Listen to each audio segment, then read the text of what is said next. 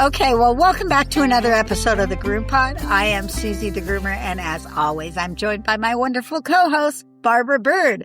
We've got an incredible action-packed show, 485 for you today. Our first appointment, we're talking canine behavior through a whole new lens. Brophy's legs model. If you've ever wondered why a dog behaves the way they do on your table, understand learning, environment, genetics, and self will completely change your approach to handling. And then Barbara is going to give us some chemistry in the tub. She's going to talk about Quats and Polyquats and why they matter. So whether you're looking to level up your behavior knowledge or sharpen your product chemistry, grab your scissors and settle in because we are going to have a great podcast. And today we're brought to you by Best Shot Pet. Has your grooming day become a battle against mats and tangles? Take control with the ultimate duo from Best Shot. First, transform your grooming routine with the Max. This ultra-concentrated single-ingredient conditioner is a total game changer. It conquers stubborn mats, reduces drying time, and turns your recirculator into a high-performance de-shedding machine. Then put the finishing touches on your masterpiece with the all-new Ultramax Anti-Static Scissoring Spray. It's the perfect lightweight companion for effortless combing and precise scissoring while completely eliminating static and those pesky flyaways. Professional results start with the right products. Visit bestshotpet.com or your local distributor like Cascade Grooming Supply to grab a bottle of the Max and the new scissoring spray today. Best Shot. Made from the best stuff on earth. Let me tell you, Barbara, this editing software is doggone amazing. I'm serious. It is so cool. So all I have to do is push a bunch of levers in my little software thing, click a bunch of buttons, and it does the basic grunt work all for me. Now I can edit the way I used to edit the voice show, only I can do it faster and with a lot more automation. And it makes little video clips that we can put up on other, areas like TikTok or Threads or X or Instagram or I don't know. About that. Yeah. Huh? Yeah. I was excited about this little snippets thing.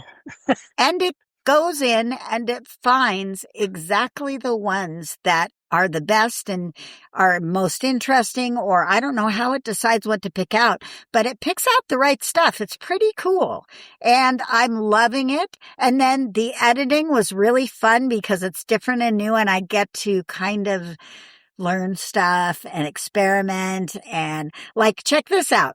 I can just pop this logo on anytime I want. Boom, there's the logo.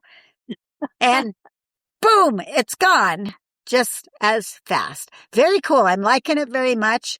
I am dumping other softwares, but I've got to talk to you about one thing.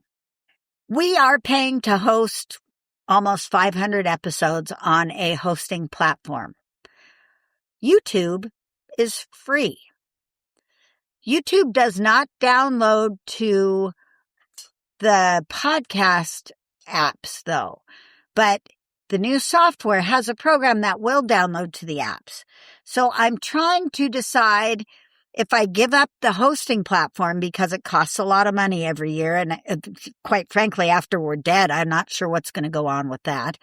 But if I switch everything over to YouTube, which I'm doing now, I'm actually putting up a YouTube video and a YouTube audio also. There is no limit to how much YouTube stuff you can put up. No limit at all. So I could actually download the entire catalog to YouTube on audio and dump the podcasting host. What do people think of that? What do you think of that? Is that the right thing to do? Is it the wrong thing to do? I don't know. Well, what might be a negative consequence of that? The people who have subscribed to us on audio would have to change their feed. So they would still be able to get it on audio, but it would be a different link that would go up. Do something or we would lose them. But if they're watching it, they would be wanting to change it. And if they're not watching it, fuck them anyway.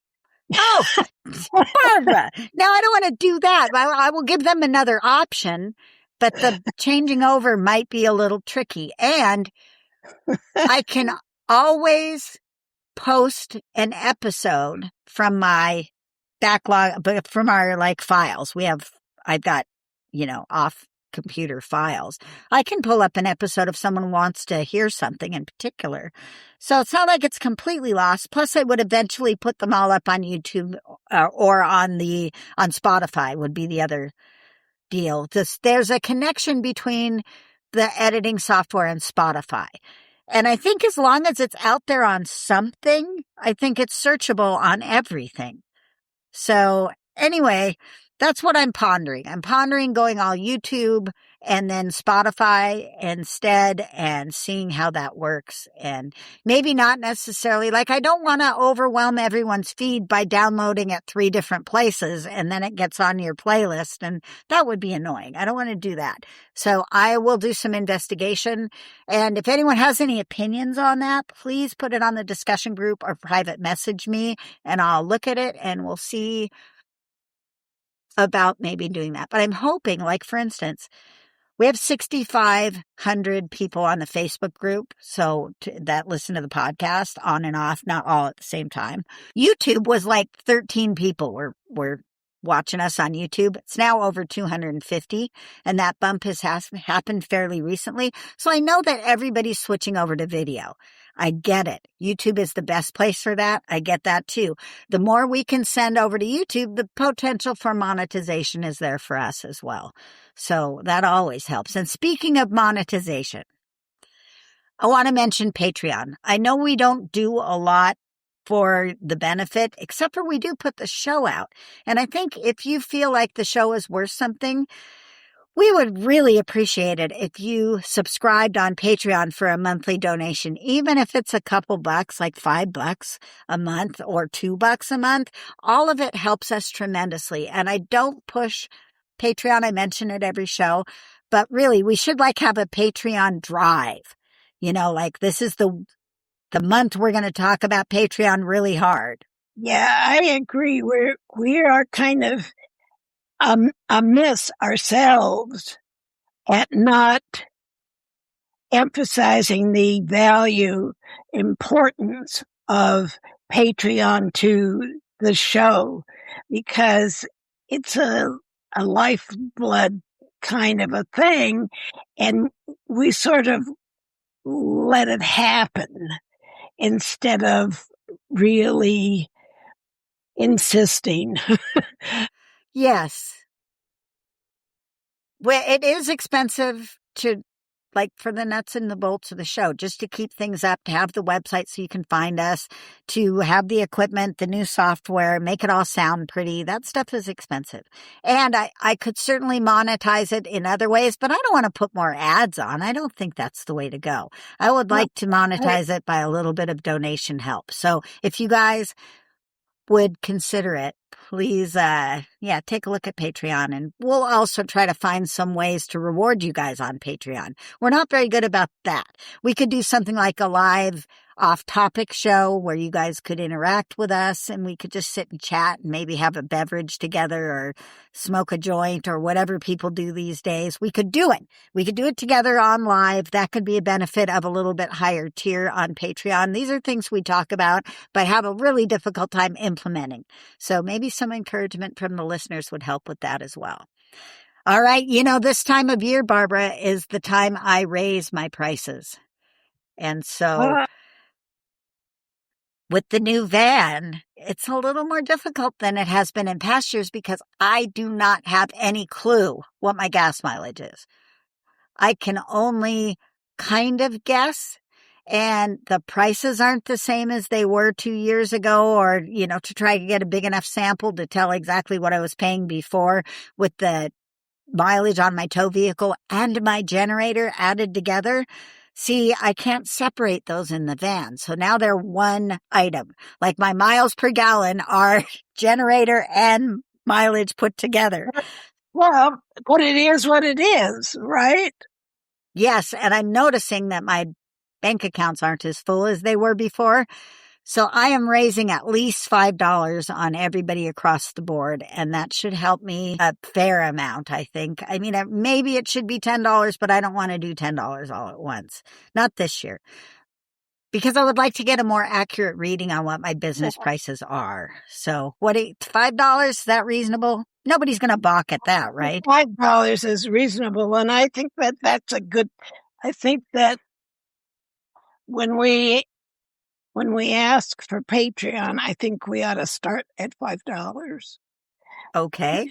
No, I really think that we're worth it. I do too. You're right. And you deserve a raise. Yeah, that would be cool. I would appreciate that. All right. Well, how about it? Do you have anything you want to share about your life right now or any grooming stuff? You had mentioned that Artero had said something. What was that? I just noticed while I was hanging out on my Gmail waiting for the link for the podcast, I noticed a notice from Artero that they had changed the packaging and the bottle of the Artero The Mad X? Yeah. And it looks like amen, like forget the little can of stuff that breaks the nozzle all the time. They've got a handheld sprayer in there, and it looks very substantial and ergonomic. And they say, "You spoke and we heard you." I like that. Makes me want to buy a bottle, except I don't have money, so I wish they'd send me one and then I could evaluate it. But Very anyway, cool. Yeah, so it's a new thing.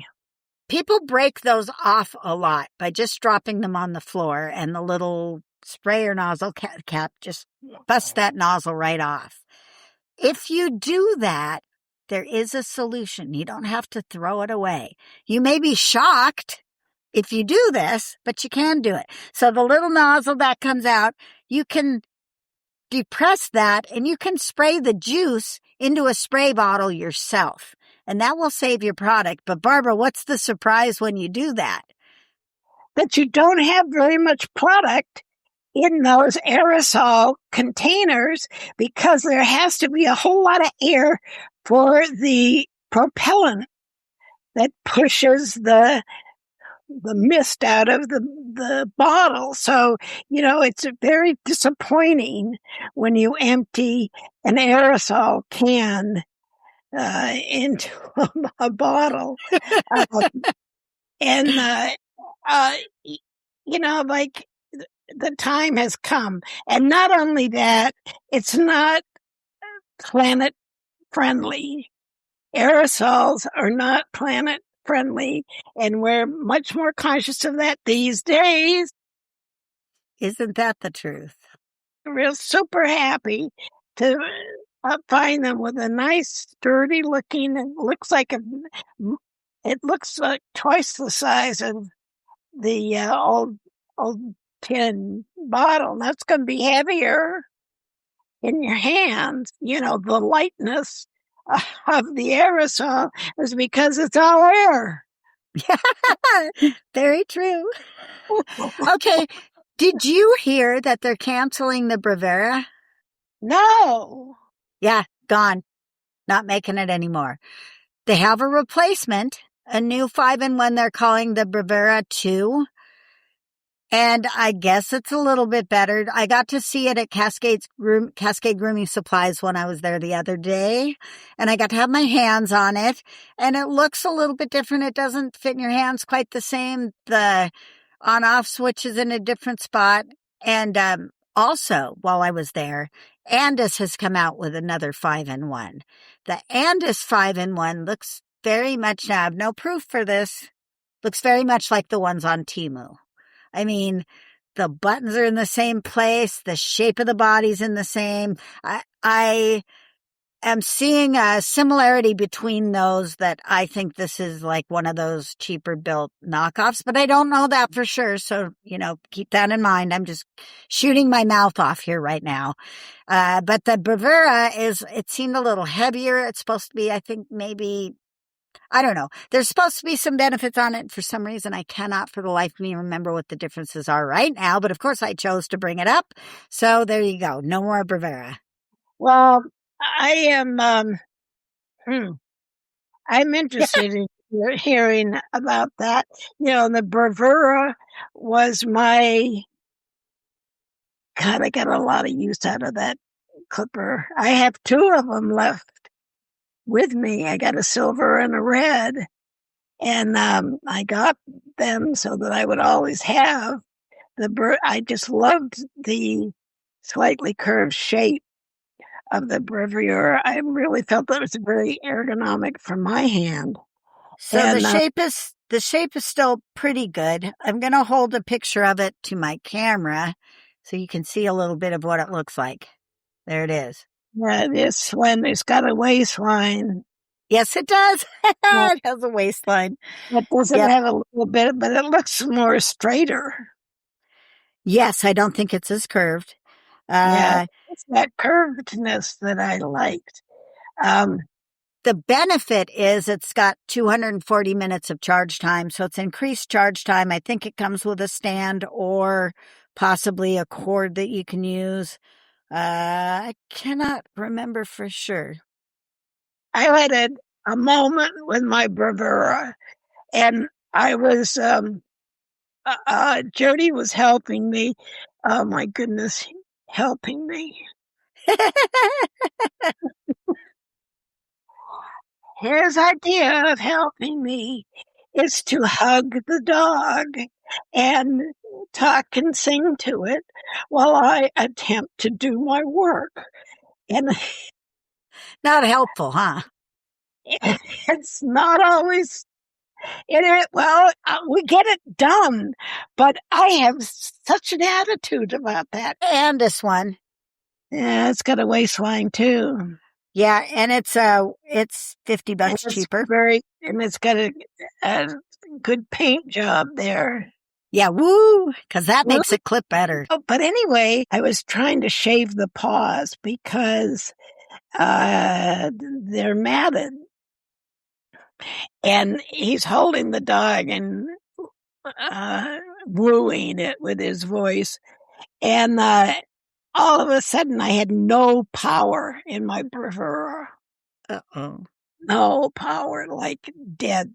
And I was able to dig in my thing and find the cord and the stand. But then I remembered that you can plug the cord right into the bottom of the Bravura and keep on keeping on. And that's exactly what I did. And I hope they haven't lost that feature. No, I think that feature's still there. Because, oh boy, did that ever save the moment, because I would have had to wait for another day, another week for him to get ready to have the time to help me. And because I just can't, my little 14-year-old Maltese, they're done with grooming. I know. It happens as they age, that's for sure. They're done. Hey, what a great segue into our first topic, our first appointment. All right, let's hear it. Well, let's hear a few ads from our sponsors before we do, and then we will head right to our first appointment, which is all about legs. Yay! Are your shears working as hard as you are? If you're ready to level up your scissoring game, it's time to check out Precision Sharp. Whether you're sculpting intricate styles or tackling heavy bulk work, their Sliding Thumb Lynx and Bobcat series are built for the job. The Lynx shears are your go-to for lightweight, lightning-fast precision, while the Bobcat series gives you that extra power and control you need for those challenging coats. They hold an edge beautifully and feel perfectly balanced in your hand all day long thanks to the Sliding Thumb rig. Find your next favorite pair at Precision Sharp. Precision Sharp, where performance meets perfection. Who is Kim Brophy? Well, she is a really cool applied ethologist, which means she studies dog behavior and animal behavior. She's a certified dog behavior consultant and the author of Meet Your Dog.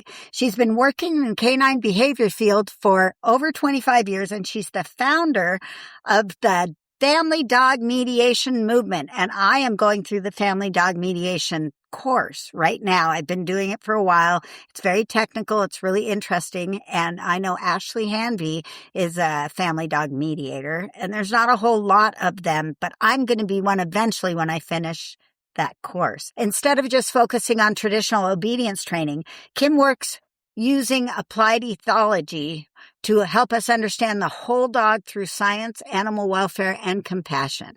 Her framework is the LEGS framework, and at its core, the LEGS framework is a 4-part lens for understanding dog behavior, and it stands for learning, environment, genetics, and self. And I think this is actually more applied to anybody. Like, you can even apply this stuff to people. It's so generic.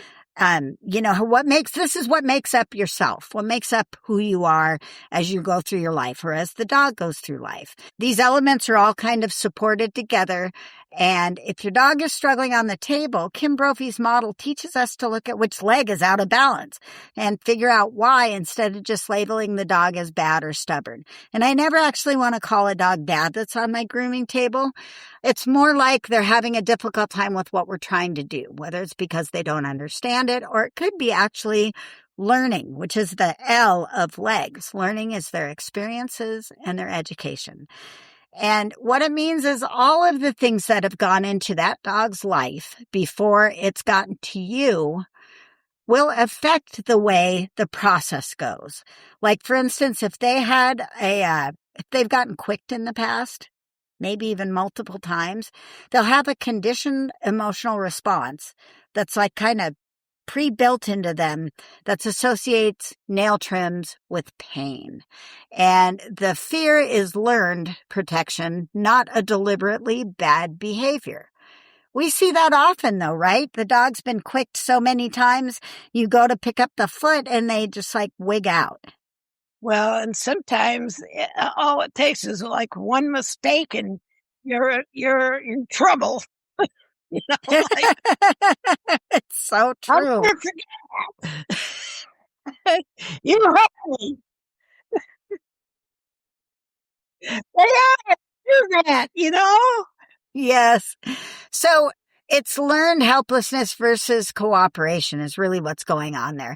They figure they're going to do what it takes to keep them safe. So like if thrashing and fighting and wrestling made the last groomer stop, then that's what that dog is going to go to. That's like the previous default.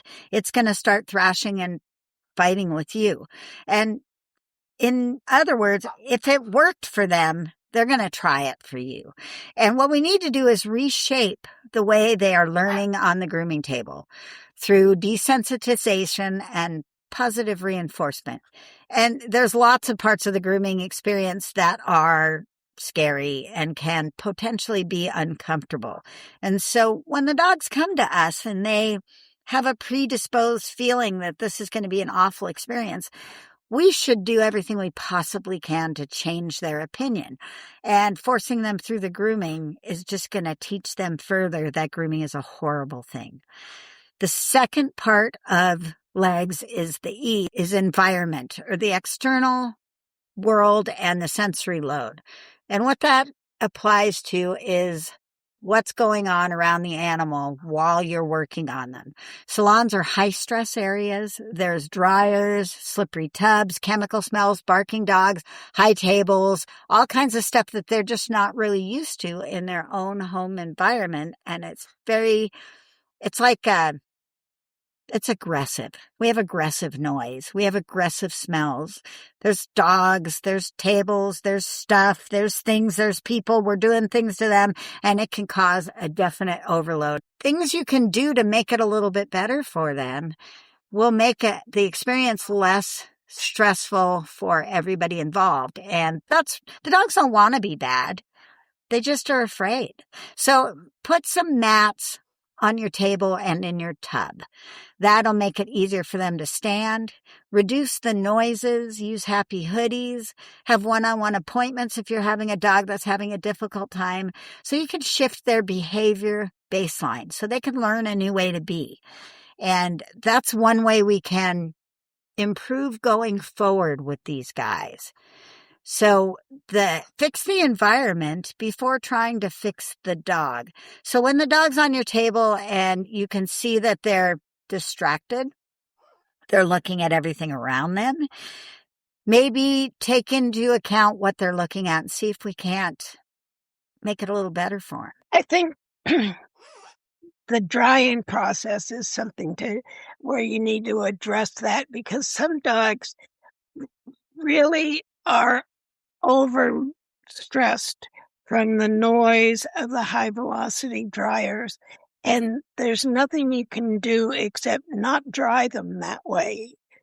And so I think it's good to have, I love the handheld brush dryers, and the options that we have where we can do especially heads and faces without the blowing noise. And I think it's just so rude when groomers try to well, I can do that too. When groomers see that? These are my little. You're really hitting on something, though, with the drying process. That is one of the most aggressive noises, for sure. And I know. We tend to have one protocol fits all, and this is the way that we do it, and we don't have time to mess around with your little, fear responses. Just get over it, and we'll get through this fast.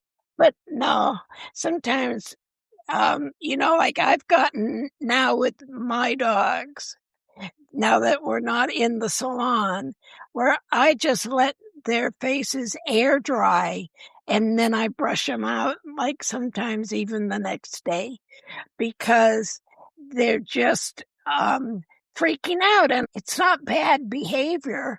It's stress behavior and fear behavior, and got to take their word for it that it's ugly.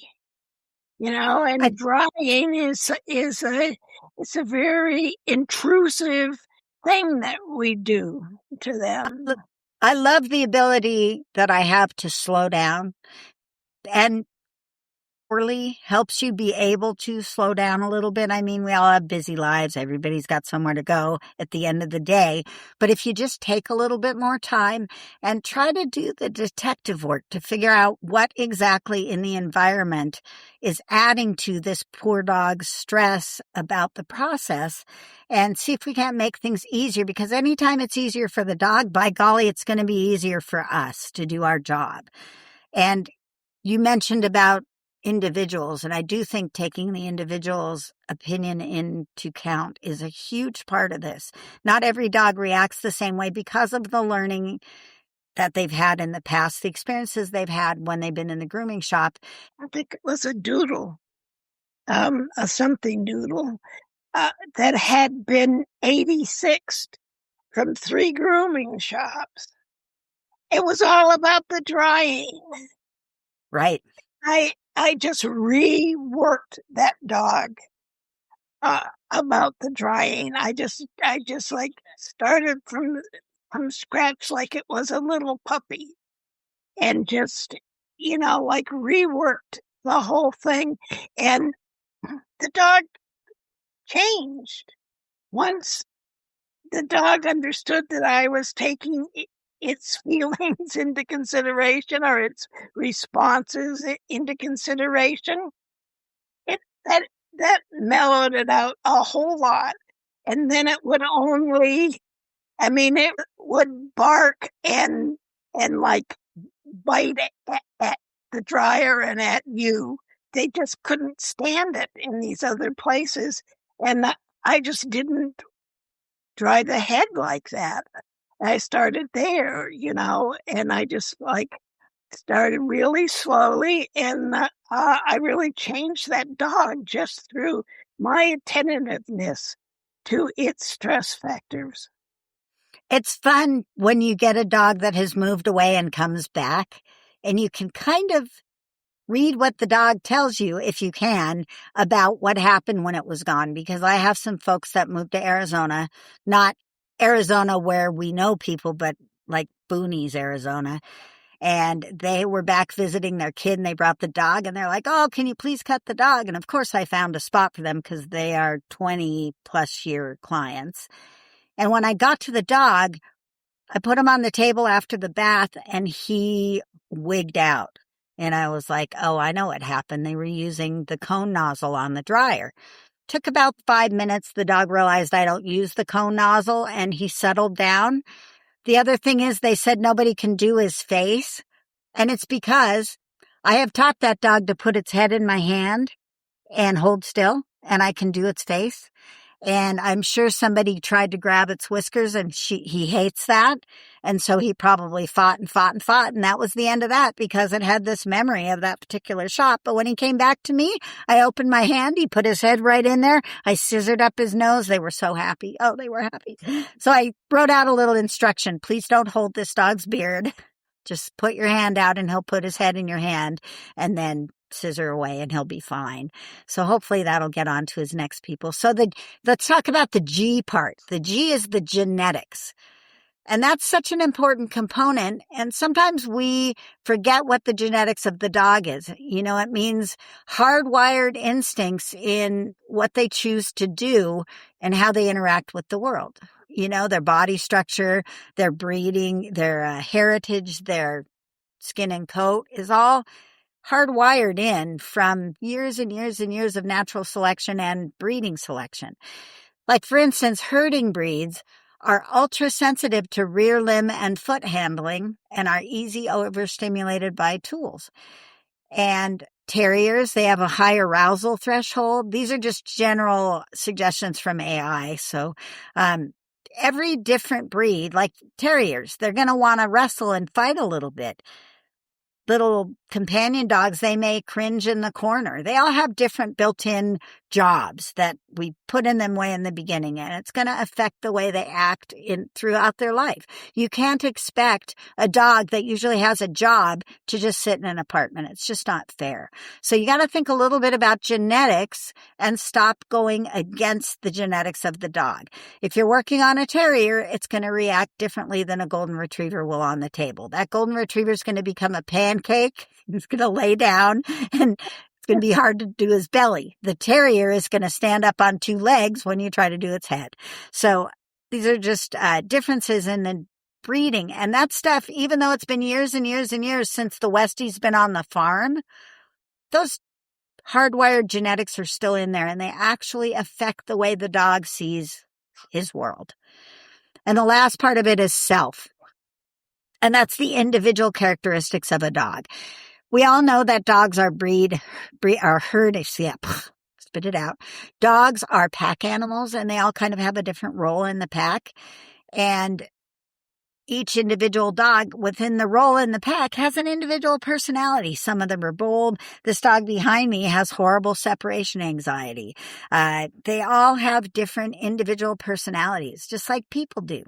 Within their other legs, the other parts of the stool, I consider it, think of it like a stool, and there's 4 legs to the stool. And if one of the legs is not sturdy, then the stool's going to potentially fall over. Works better with 3 legs on a stool, but you can still get the idea. So always look for hidden pain, because that's oftentimes why a dog will react the way they do when we're moving them around like posable action figures like we do on the table. Pain is a big thing that will cause them to be difficult on the grooming table, and it's not their fault. We got to look for that stuff, especially if there's been a change. If something has changed in the way the dog reacts, then, maybe look for some pain there. Aging. Yep. The age that they are. Like, for instance, There's a puppy stage, a teenager stage, where the dogs have super short attention spans and they will not necessarily react the way they're going to react later. I keep hoping this one's going to grow out of the separation anxiety because she's just right at that age where she's fighting everything. Senior dogs have physical stamina limits. Look at the individual, figure out who they are and why they're having a difficult time, and assess their health and their stamina and the reasons, like bad teeth. Bad teeth are huge. If the dog has bad teeth, you can't work around the face. They get very defensive. Just look for this stuff. So I guess the biggest takeaway is this discomfort, or is it just who the dog is? And then just make some adjustments for it. And yeah, that's the legs thing. So she's written books. There are videos on YouTube about this. It's the book, Get to Know Your Dog, is fantastic. I think that's what it's called. And when a dog struggles on your table, don't ask how to stop the behavior. Ask which part of the legs formula is maybe having a problem, or maybe multiple parts. Is it an overwhelming situation? Is it the first time they're in the salon? Is it genetics? Is there a physical issue? These are all great places to start. When your compassion goes up, your stress goes down, and the grooming is safer. All right. Amen. Yes. Woo! Absolutely. All right, let's hear from show season, and then we're going to move on to our classroom where we're going to learn about Quats and Polyquats. Oh. Ladies and gentlemen, please allow me to point you to one of the best whitener shampoos in our marketplace. We're talking about Show Season Bright Shampoo. It features a deep cleaning system and a punchy whitening system that goes beyond the usual blue colorant with an actual optical brightener and a dash of dimethicone. This makes all colors look radiant and glowing, and white coats look like new snow. Get your bright on today. Show season, where every day is a show day. Groomers, take your seats. It's time for Bbird's classroom. Well, thank you, Susy, I think. So I'm going to talk today about quaternary ammonium compounds, aka quats, and the polymeric component of that, polyquats. So quats are engineered from a basic nitrogen backbone and starting place, and a tertiary amine, where there are like 3 contact points.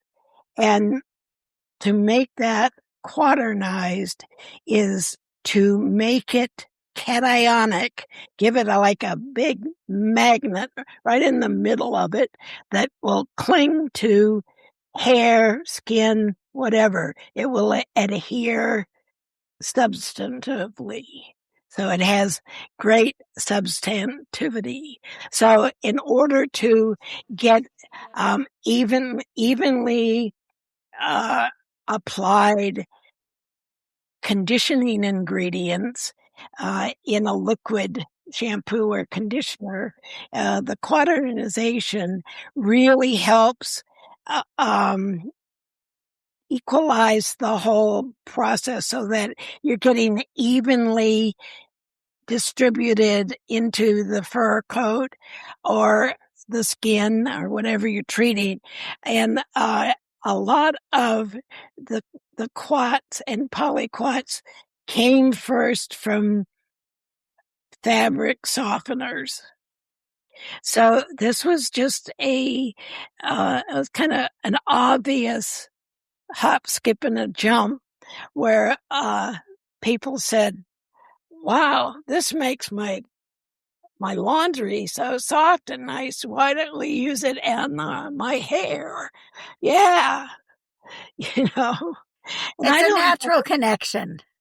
Have you ever conditioned a dog hair with fabric softener?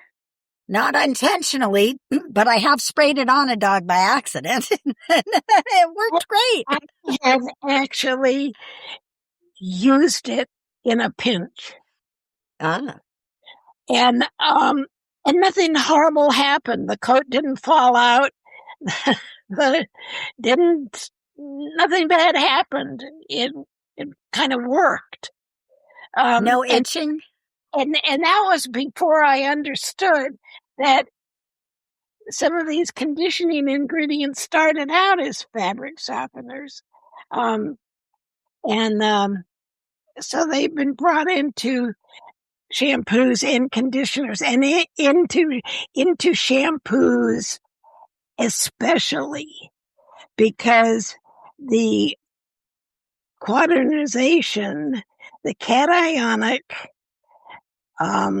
magnet attracted molecules. God, so it's so hard. The language is so hard. And I'm simplifying it. So that's part of what's happening is that I got complicated notes, but I'm trying to put it into terms that y'all are going to understand, are going to want to hear, because Quats and Polyquats are very highly chemically engineered. They are engineered in their manufacture. So they're kind of like built while they're being made, and it's a wide open area for innovation, and it's a huge Quats and Polyquats is a huge family of vaguely related. I mean, the only really relationship between one quat and another quat is that they're cationic. They have a positive little magnet that right down to that adheres quickly to hair on skin. So it's a giant category, and unfortunately, there's a lot that goes unstated. So they're named often by just numbers, especially the polyquats. Simple quats have names with ONIUM in them, onium. So cetrimonium chloride is a simple one. And I discovered something last month when I was working on my presentation for the Kansas City Groomers, and that's that cetrimonium chloride, which we find here, there, and everywhere, is harsh. It has a harshness score. It's harsh on protein. It has a harshness score up there with sodium lauryl sulfate and sodium lauryl sulfate. It's about number 5 down. It has potential for some kind of harshness. So you often find it with other ingredients that buffer that ability, so that it's not going to go too far.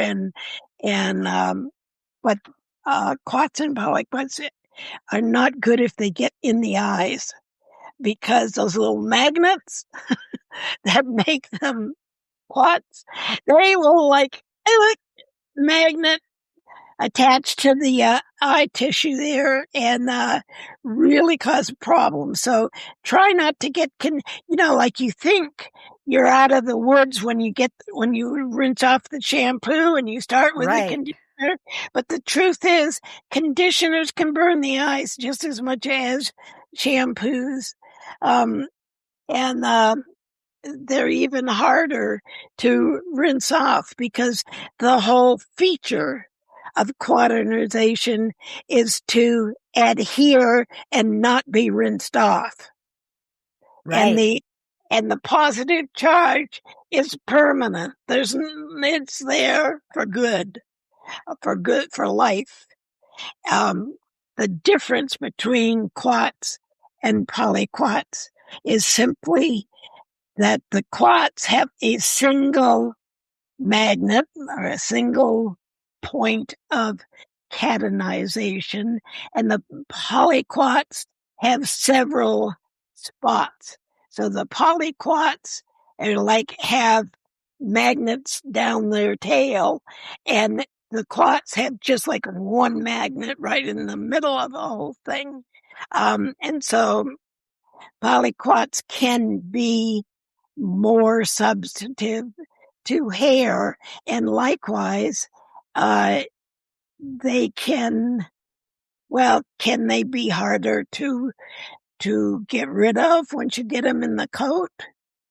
Not necessarily, because the lasting effect of the polyquats depends a lot on other features of the molecule, what's in the body, the concentration, and other distinctions.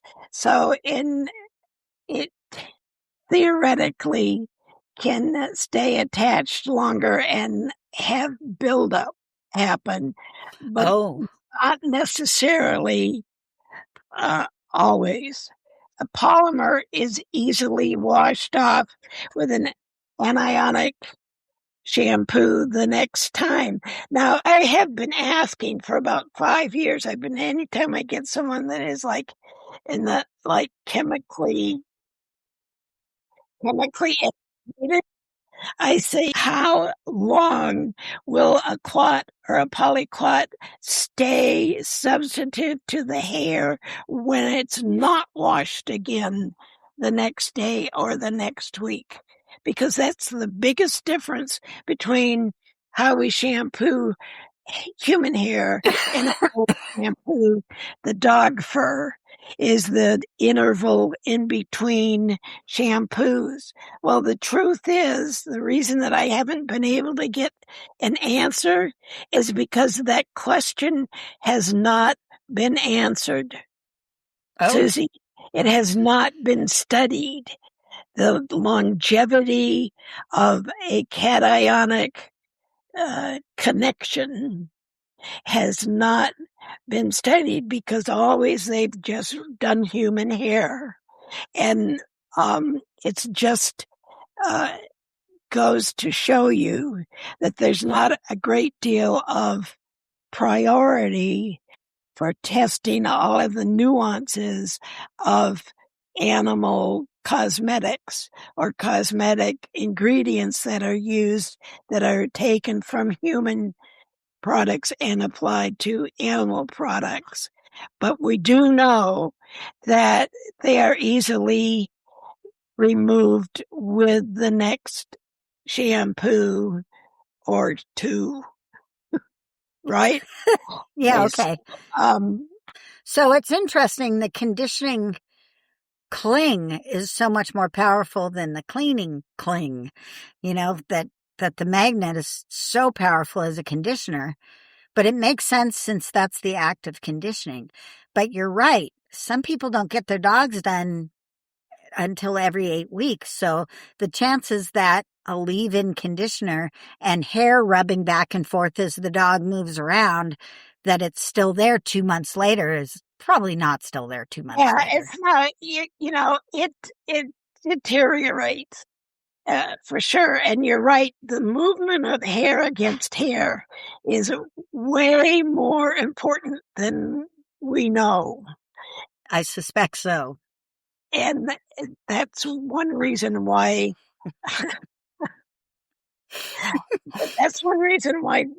dogs get so easily matted, because their hair is kind of in constant movement, and especially leg hair. Good point, Susy. So polyquats can be highly substantive because their polymer chains offer multiple sites for interaction with hair, but removability varies enormously with polymer structure, charge density, molecular weight, formulation, and the cleansing system. Polymers and polyquats have been real breakthrough ingredient in 2-in-1 shampoos, or so-called conditioning shampoos. Polyquats are not necessarily harder to remove, but they can be, and they can cause more buildup. But the harder to remove is not a rule. It's not set in stone. They have more magnets, but the overall substantivity to the hair, the contact with the hair, some of those magnets stay in the water. They're getting restless, honey. I'm going to have to cut this short. Okay. Yeah, tell us what you want us to know. Well, I want you to know about Quaternium 98. And Quaternium 98, see, you wouldn't know by the name. The numbers for quats and polyquats have nothing to do with the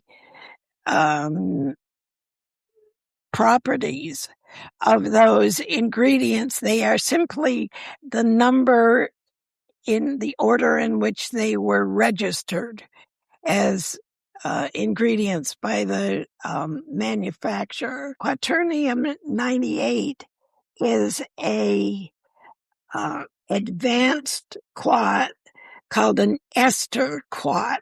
You know, ethers, Yes. and esters. This is an ester quat, or further chemistry evolution. They're more planet friendly than plain quats.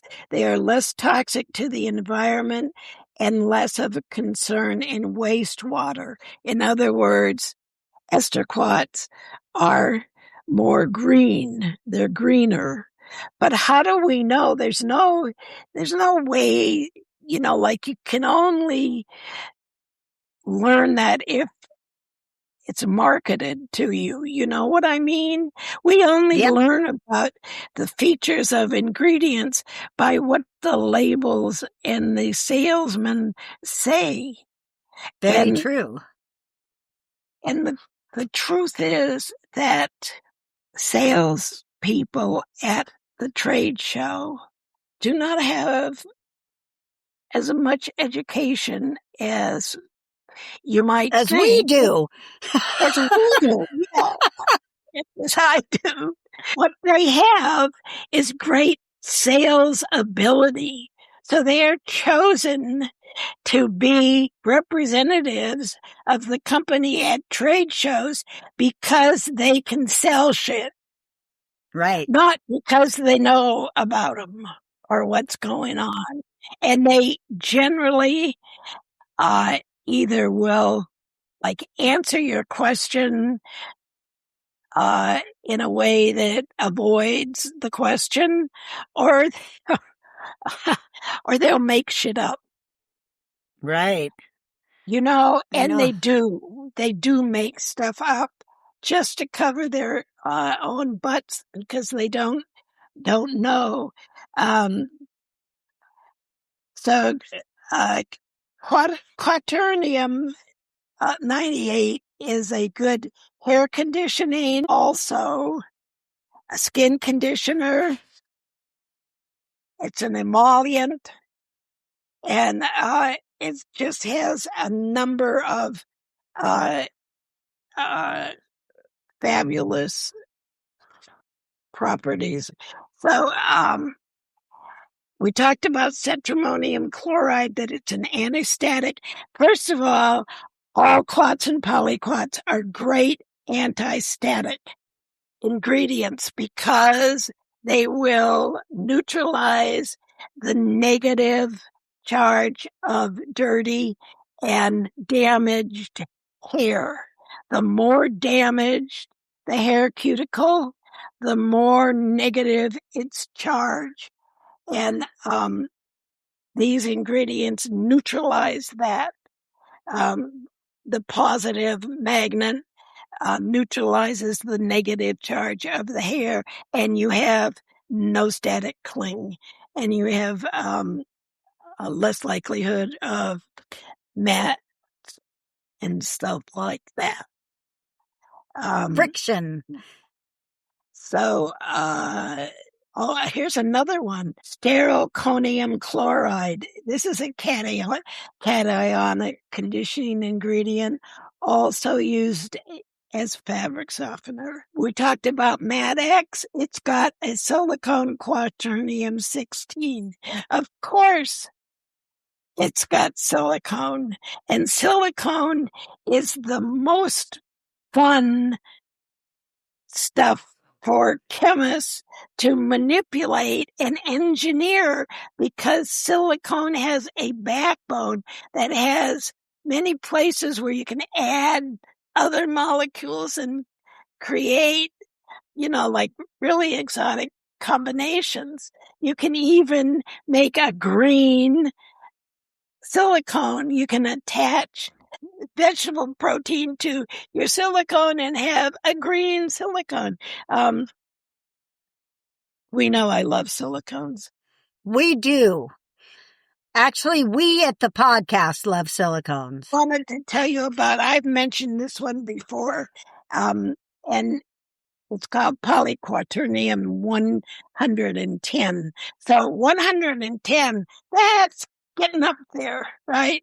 Considering that we're looking at polyquaternium 10 is the most often found in shampoos because of its anti-static behavior. Polyquaternium 10 is a unique ingredient. It's a hyper-branched polymer used in hair care products to enhance volume and provide conditioning benefits. So it's found in iGroom extreme volume conditioner. This is what it does. It's known for its ability to boost hair volume, increase elasticity, and improve manageability. It works through a unique mechanism involving polymer deposition and structural transformations.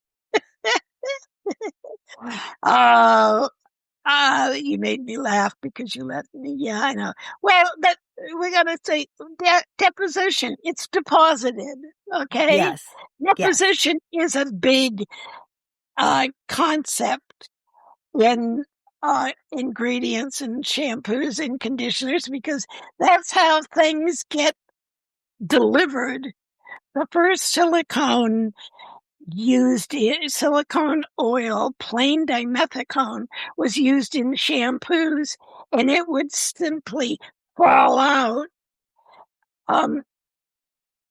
as the rest of the shampoo was rinsed off. Then the silicone oil would break, the bubbles would break, and the silicone oil would fall down onto the hair and provide some conditioning.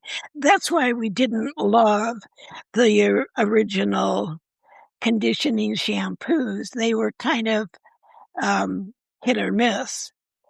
But now the deposition has been engineered so that it actually stays in place until the very end, and then it goes right to the hair with the polymers, many magnets, and polyquaternium 110 it has a structural transformation during drying. It's deposited as a lamellar, as a lasagna. I just used the analogy, a lasagna phase, and it transforms to a hexagonal phase while drying, and that pushes the hair out one strand from another. It's a hexagon. It goes from here to this hexagonal thing, and those make air pockets in between the hairs, and the hair stands out more, and you got max volume. Isn't that Better cool? living through science. Yeah. Cool. Yeah. Better living through science. So there you go. And also, what's important about polyquaternium 110 is that it's a microbiome friendly ingredient. Yay for that, huh? So I'm going to quit there while I'm ahead. Give you a little taste of what's going on. I think that we need to get comfortable with these more sophisticated polymer ingredients because they're the future. You know, the future isn't just more botanicals, more from nature, because nature can only support a certain amount of shampoos. Is not going to be able to shampoo the planet with all natural, all truly natural derived things. So we've got to find ways to engineer. We need to get comfy with more complex, nuanced, innovative ingredients. And I like it. welcome them to the party. All right. Well, I just noticed what time it is. I mean, you were noticing what time it was, but I just noticed that I have a dog in 20 minutes, and I better get the heck out of here. We've been yakking for an hour and 14 minutes and 42 seconds. Yikes. Yes, and a little longer that beforehand. So, hey, thanks for being here, everybody. Remember, consider joining Patreon and supporting the show that way. Also, you can donate on the website. And remember to support our sponsors, Best Shot Show Season, Stasco, Groomer, and Precision Sharp. And happy grooming, everyone. See you next time on the GroomPod. Bye! Take care of yourselves because we need you. Bye.